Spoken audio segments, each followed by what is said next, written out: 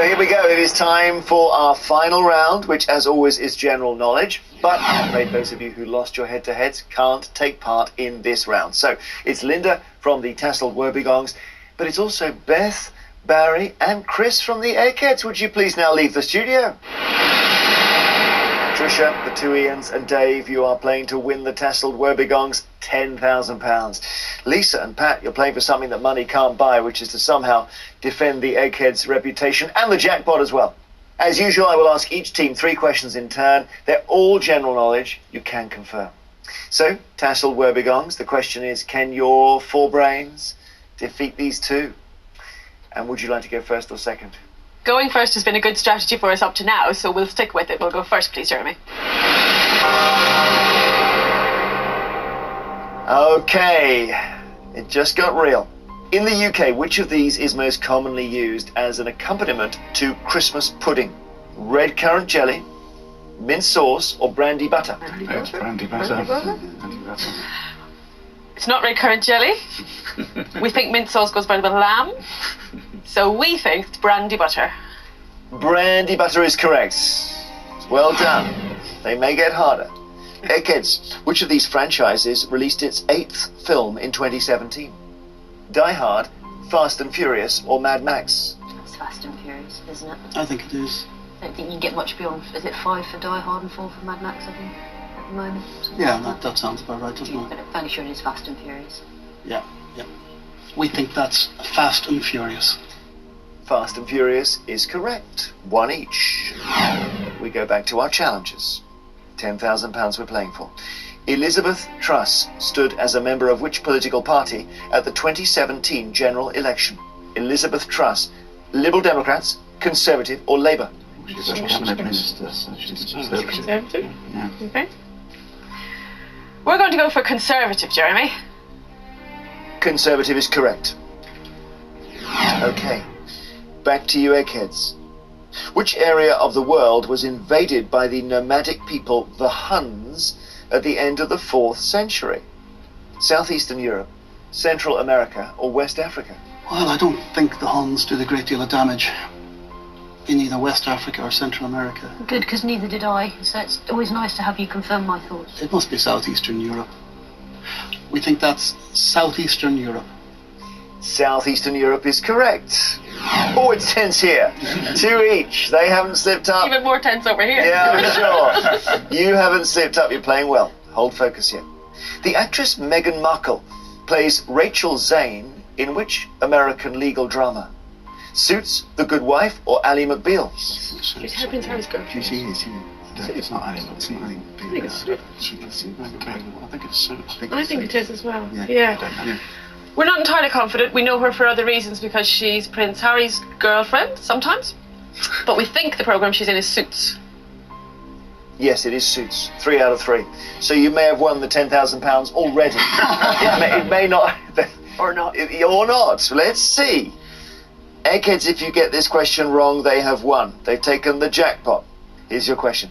Which American poet wrote Trees, which begins with the lines, I think that I shall never see a poem lovely as a tree? Is this Emily Dickinson, Joyce Kilmer, or Wallace Stevens? I don't have an immediate answer. I've heard the line. And me? The cadence sounds quite Emily Dickinson. The sentiment doesn't, does it?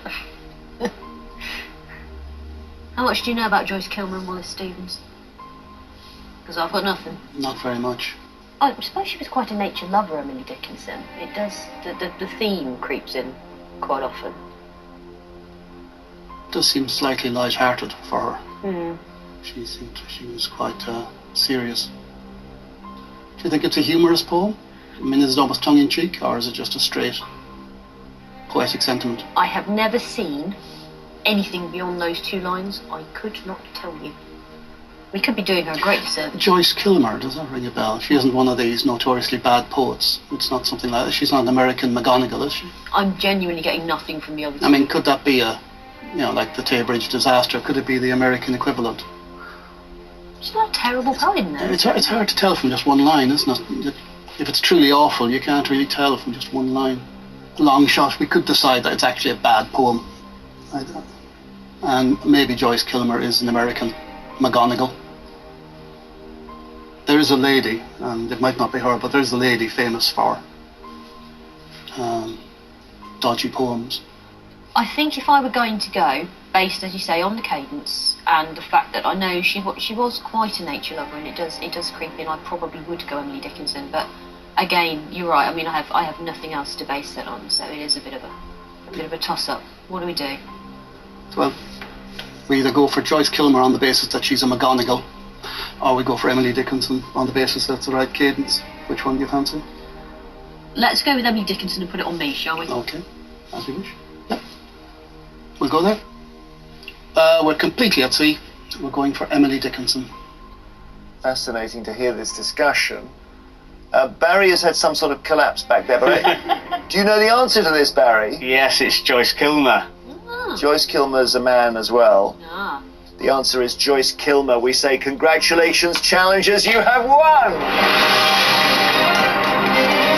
And, I mean, the credit to you, you thought it through, and I can absolutely see, I love Emily Dickinson, I can see how you think there was that sort of rhythm to it. Anyway, that's now your favourite poem. Yes, forever and ever. So how does it feel? You've won. It's amazing. Wow. And you actually didn't even break into a sweat on the final round there.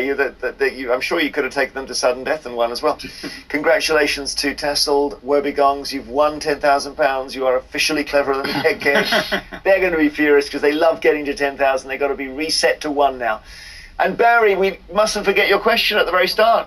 Yes, the question was, the phrase "how to punish bad Daleks before many million Earthlings truly see clearly" is a mnemonic for remembering what order. And the order is the order of actors who played Doctor Who on a TV series. And they go Hartnell, Troughton, Pertwee, Tom Baker, Davidson, Colin Baker, McCoy, McGann, Eccleston, Tennant, Smith, and Capaldi. Well remembered. And for the Doctor Who aficionados out there, John Hurt also played Doctor Who, but that was in an anniversary special. There we are. That question has floored us. And you floored them. So well done. Very, very good. Join us next time on Eggheads to see if a new team of challengers can be as good as our disguised sharks here. Until then, goodbye.